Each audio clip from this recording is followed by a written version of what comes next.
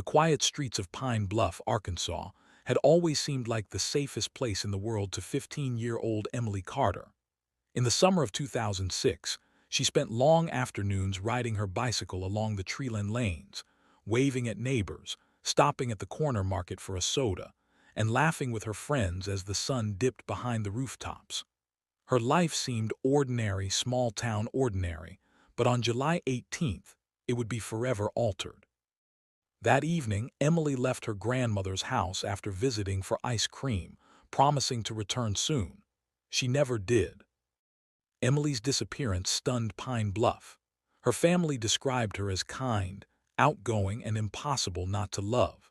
Her father, James Carter, a local teacher, remembered her constant chatter about school, her love for drawing, and the way she made everyone feel like the most important person in the world. Her mother, Cynthia, would later recount in interviews how Emily's bright green eyes and auburn hair seemed to capture the sunlight as she ran down the sidewalk with her friends. That July evening, Emily's grandmother saw her wave goodbye from the porch at 7:12 p.m., heading down West Main Street toward her own home 2 blocks away. The streets were unusually quiet for a summer evening. As the hours passed and Emily didn't return, panic set in. Her parents called her friends, checked local stores, and even walked the streets themselves. Nothing. By 10:00 p.m., the Carters had contacted the Pine Bluff Police Department. Officers arrived quickly, canvassing the neighborhood, speaking to residents, and putting out a call for information. Emily's bicycle was found leaning against the curb near the corner of West Main and Oak, a single shoe lying in the grass. No signs of struggle, no witnesses who had seen anything out of the ordinary, just a disappearance that seemed to happen in silence. The initial investigation followed the usual protocols. Officers took statements from friends, neighbors, and local shopkeepers. They mapped her last known movements, documented her personal items, and began door-to-door inquiries. Pine Bluff had never experienced a case like this, a child gone without explanation, leaving behind only questions and unease. As the days turned into weeks, the Carters endured a roller coaster of hope and despair. Every phone call, every unfamiliar car pulling into their driveway sparked adrenaline and dread. Search parties were organized, with volunteers combing nearby woods, abandoned lots, and drainage ditches. Flyers with Emily's face and contact information lined telephone poles, store windows, and bus stops. Media coverage brought attention to her case, but tips were scarce and often led nowhere. Investigators considered the usual possibilities: abduction by a stranger, a runaway, or an accident, yet nothing fit. Emily's friends confirmed she had no reason to run away. School records and her personal belongings indicated no signs of distress, and despite her love for adventure, she was careful, always sticking close to familiar streets and people. It seemed impossible that she could simply vanish. In the early weeks, police identified 3 individuals of interest, based on prior offenses and proximity, but background checks and alibis ruled them out. Detectives began scrutinizing the neighborhood, the surrounding roads, and local traffic patterns. They recorded the license plates of cars regularly seen near Emily's route. They interviewed truck drivers, delivery personnel, and even people passing through town, but all leads evaporated into frustration. The most significant clue emerged from Emily's personal diary, discovered carefully tucked in her backpack at school. In it, she described her daily life, her drawings of the pine trees surrounding her home, and the excitement of her upcoming birthday. But there was a small note she had written 2 days before disappearing. "Mr. Langston waved at me today. He smiles too much. I hope I'm imagining it." Investigators immediately looked into the man she mentioned, a local handyman named Daniel Langston, who had worked in the neighborhood for years. At first, nothing seemed suspicious.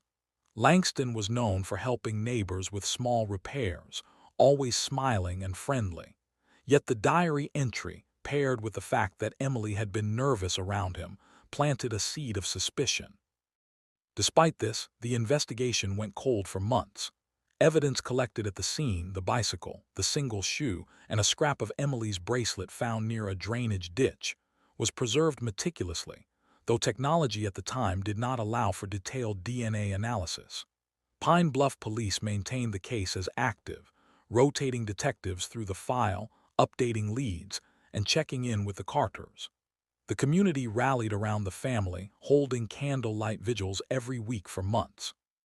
Friends, neighbors, and even strangers from neighboring towns attended, holding signs, praying, and refusing to let Emily's absence fade into silence. By late 2006, the case became one of Arkansas's many unsolved mysteries. The local media occasionally revisited it, interviewing the Carters, highlighting new volunteer efforts to keep Emily's name in public view. Yet no arrests, no credible sightings, and no breakthroughs occurred. Emily's family continued to cope with the ambiguity of loss, a pain compounded by the absence of answers, yet fueled by a persistent hope that one day the truth would surface. Time passed. Emily's 16th, 17th, and 18th birthdays came and went without her. The Carters never stopped searching. They maintained her room exactly as it had been, her drawings pinned to the walls, schoolwork neatly stacked on her desk. Every year on the anniversary of her disappearance, family and friends gathered at the corner where she had last been seen, placing flowers, candles, and small toys. Pine Bluff's sense of normalcy had been forever altered. Children were no longer allowed to wander freely. Neighbors watched more closely, and everyone wondered who could hide such cruelty behind a friendly smile. Years went by, and the diary's mention of Daniel Langston receded in memory, but the preserved evidence remained in the police department's cold case files. In 2015, advances in forensic science allowed the Arkansas State Police to reopen cold cases with modern DNA analysis. Officers reviewed evidence stored from 2006, now realizing that even small samples could yield profiles using next-generation techniques. The bicycle's handlebar grips, the scrap of bracelet, and a small piece of fabric were sent to the state lab for testing.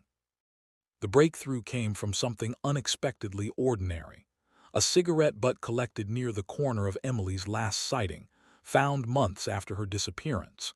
At the time, it had been cataloged but not tested, as no technology could extract DNA reliably from such a small and degraded sample. By 2016, forensic experts could amplify even trace amounts of DNA to generate a profile. When the sample was processed, it revealed a match to Daniel Langston, the same man Emily had nervously mentioned in her diary a decade earlier. Investigators moved carefully, knowing the importance of corroborating this evidence. Surveillance and historical investigation confirmed Langston's presence in the area on the night Emily disappeared. They examined his employment records, previous residence locations, and interactions with neighbors. Every piece of information aligned with the DNA evidence, building a compelling case.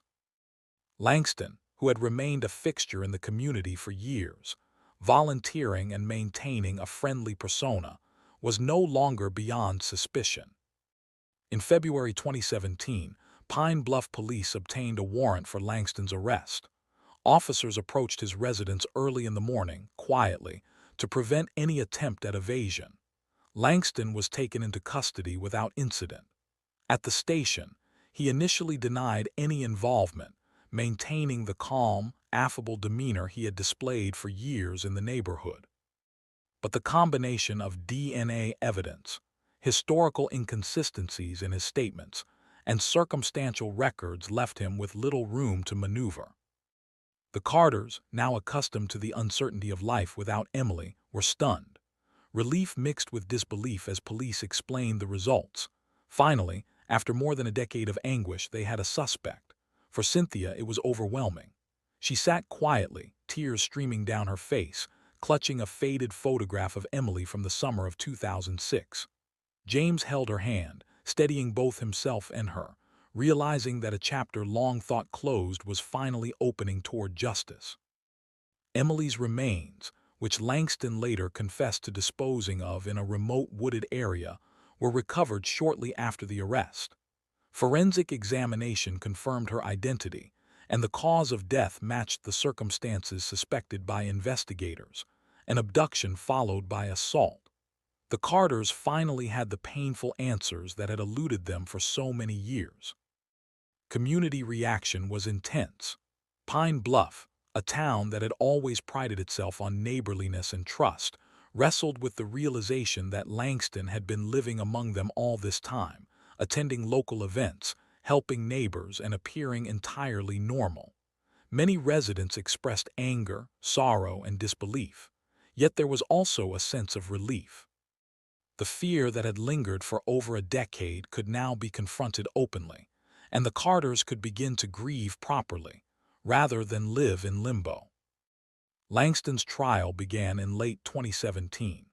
Prosecutors presented the DNA evidence, historical inconsistencies, and Langston's eventual confession. Witnesses recounted his interactions with Emily, including neighbors recalling instances of suspicious behavior around the time of her disappearance. The diary entry Emily had written in 2006, once overlooked as teenage worry, became critical evidence, highlighting her unease around him. After a careful and highly publicized trial, the jury found Daniel Langston guilty of abduction and murder. He was sentenced to life imprisonment without parole. The courtroom, crowded with family, friends, and community members, was a place of raw emotion. Tears, quiet sobs, and even expressions of silent relief marked the day. Justice had been delivered, though it could never return Emily to her family. In the wake of the trial, the Carters and community established new safety initiatives. Workshops for parents and children, awareness campaigns, and local safety committees were created to educate and protect. Emily's legacy became one of vigilance and community strength. Pine Bluff, forever changed by her story, began to heal slowly, with the knowledge that evil had been exposed, accountability enforced, and families empowered to protect each other. The cemetery where Emily was laid to rest became a place of remembrance, flowers and small tributes marking the day her life was cut short, and the day justice was finally achieved. The Carters continued their advocacy, speaking to community groups, schools, and local media about the importance of vigilance, evidence preservation, and the hope that even the oldest cold cases could one day be solved. This first chapter of Emily Carter's story, from her disappearance to the identification of the suspect, demonstrates how patience, technology, and community determination can converge to resolve a case long thought impossible. The road to justice was long, painful, and emotional, but it ultimately brought answers, accountability, and relief to a family who had waited more than a decade to finally know the truth. The months following Daniel Langston's arrest were a whirlwind of legal proceedings, media attention, and the intense emotional journey for Emily Carter's family. For the Carters, it was the first time in over a decade that they could move from uncertainty toward clarity. Every day was filled with anticipation, questions, and the heavy weight of reliving Emily's last moments. Yet amid the pain, there was a growing sense that justice, long delayed, was finally within reach. Investigators continued piecing together Langston's movements in 2006. Old receipts, neighborhood accounts, and records of his handyman jobs painted a troubling pattern.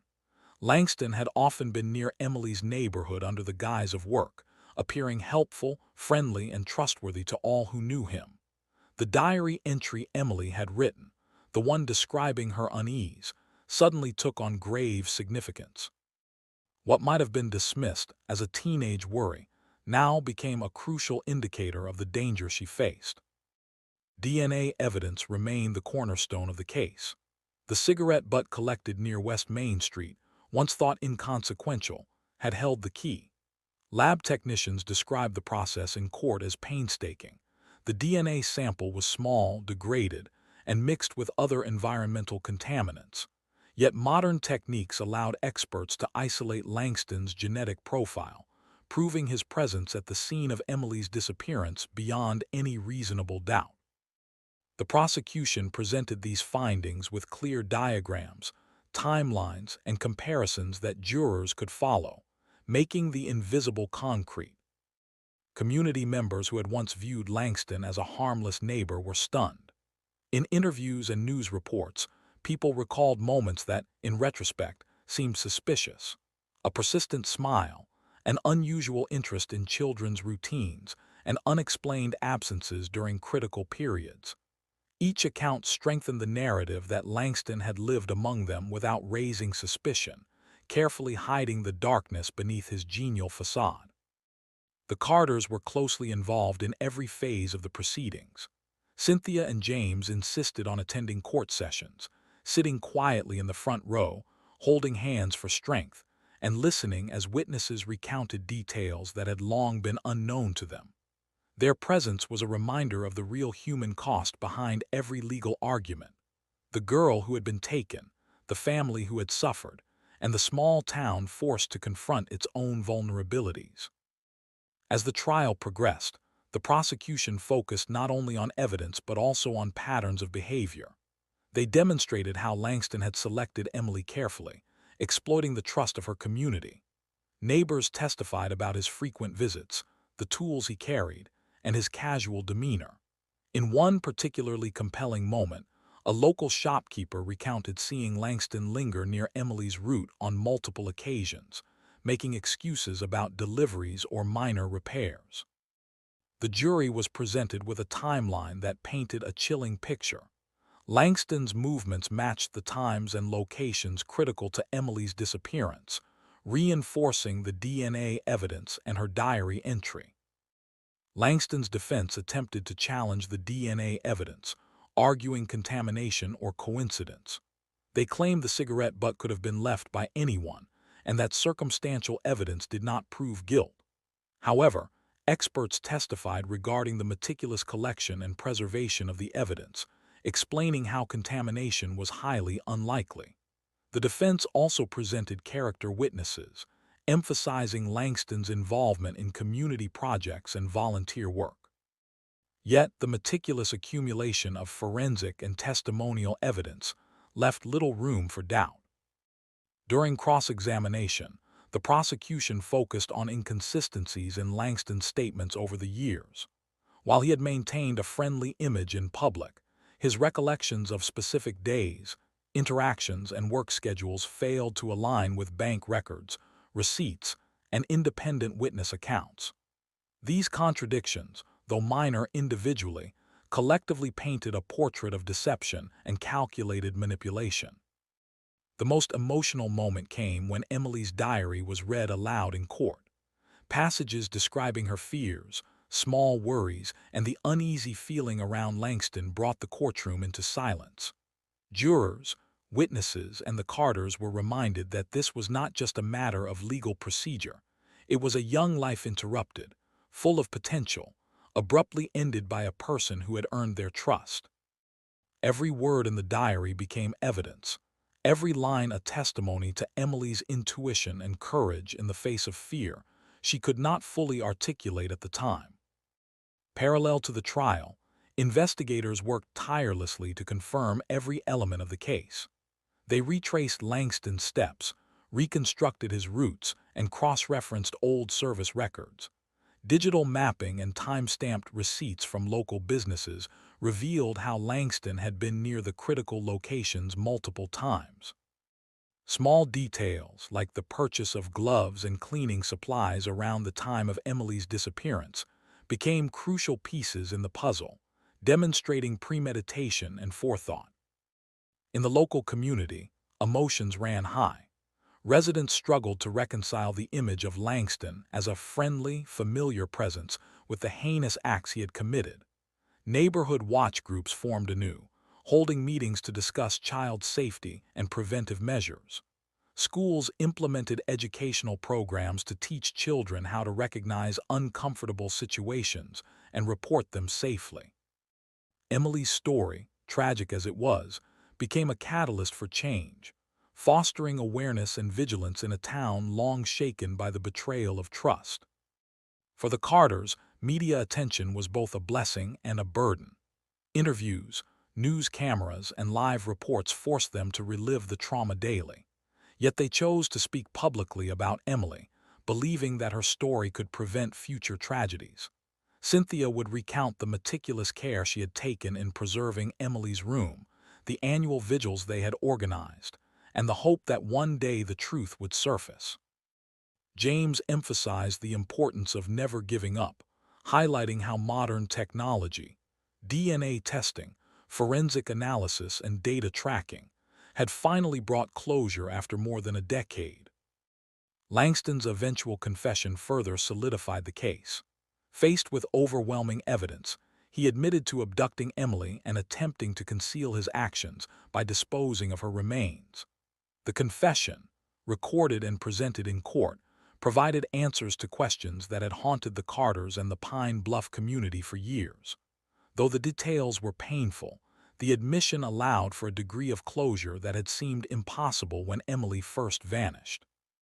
The prosecution also highlighted Langston's pattern of calculated manipulation. He had cultivated an image of reliability and friendliness while hiding his darker impulses. The contrast between the persona he presented and the actions he had committed served as a reminder of the complexity of human behavior and the importance of careful investigation in seemingly safe communities. Throughout the trial, the Carters maintained their dignity and focus, often sitting silently, letting the evidence speak for itself. They were joined by friends, neighbors, and local supporters, a network of people who had waited for justice alongside them. The courtroom became more than a site for legal deliberation. It became a gathering place for communal acknowledgement of grief, resilience, and the ultimate triumph of perseverance in science. As the days of the trial unfolded, the jury deliberated carefully. They considered the forensic evidence, witness testimonies, diary entries, timelines, and Langston's own admission. The weight of proof was undeniable, and after several days, the verdict was delivered. Langston was found guilty of abduction and murder. The relief in the courtroom was palpable.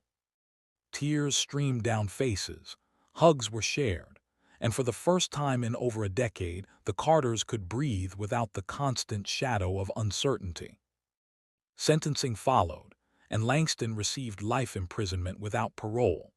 The legal closure provided the Carters a framework to begin processing their grief, transitioning from endless questions to a more structured mourning and remembrance. While no sentence could restore Emily's life, it acknowledged the severity of the crime and ensured that Langston would no longer pose a threat to the community. In the aftermath, Pine Bluff reflected on the lessons of Emily's case. Schools updated safety protocols, neighbors remained vigilant, and law enforcement departments emphasized the importance of cold case preservation. Techniques such as modern DNA analysis, cross-referencing historical data, and detailed record-keeping proved invaluable. Emily's case became a reference for other investigations in the state, demonstrating how long-forgotten evidence could yield answers with the right technology and determination. Emily's family worked to honor her memory, establishing scholarships in her name, supporting missing children programs, and raising awareness of abduction prevention.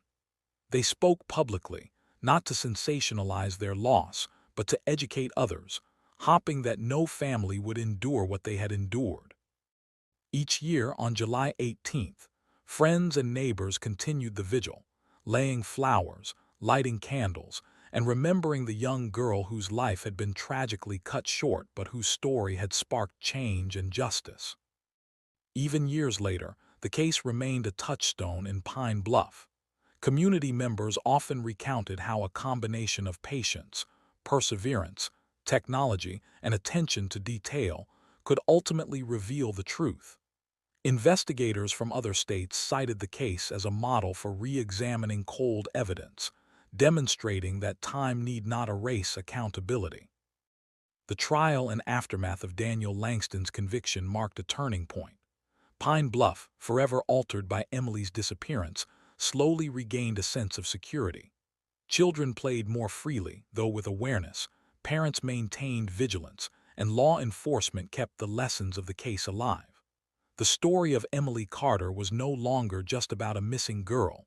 It was about resilience, the power of evidence, and the eventual triumph of justice over years of uncertainty.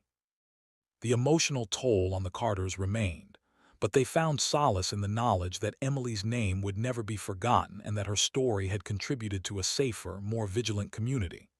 Their advocacy, rooted in personal loss, transformed grief into purpose. Every interview, every school visit, every public appearance served to honor Emily's memory and ensure that her life, brief as it had been, left a lasting impact. The evidence that had once seemed insignificant, the cigarette butt, a scrap of fabric, the diary entry, became iconic symbols of persistence in investigative work. Police officers emphasized that every piece of evidence, no matter how small, could become critical years later. The Pine Bluff community embraced this lesson, recognizing that diligence and careful documentation could ultimately save lives and bring justice to those lost. By the time the trial concluded, more than a decade had passed since Emily vanished. The pain of those years could never be erased, but clarity and accountability provided a foundation for healing. Emily's story became part of the town's collective memory, a reminder of vulnerability, vigilance, and the importance of never giving up hope. In the weeks following Daniel Langston's conviction, Pine Bluff began the slow, careful process of healing. The media attention gradually waned, leaving the town to confront the emotional aftermath in quieter, more personal ways. For the Carters, there was still grief, but it was now tempered by a profound sense of relief. The uncertainty that had haunted them for over a decade was gone. They could finally acknowledge Emily's life and remember her for the joy and promise she had brought, rather than being consumed by the void her disappearance had left. Community support remained strong. Residents who had once been shaken by suspicion and fear now worked together to create a safer environment. Neighborhood watch groups organized regular patrols and awareness programs. Schools implemented educational sessions for children about personal safety, signs of danger, and how to seek help. Local law enforcement encouraged citizens to report anything unusual, no matter how small, emphasizing that vigilance was an ongoing responsibility. Emily's story became a cautionary tale, highlighting how one small act of awareness or curiosity could make a difference. For the Carters, memorializing Emily became a central focus.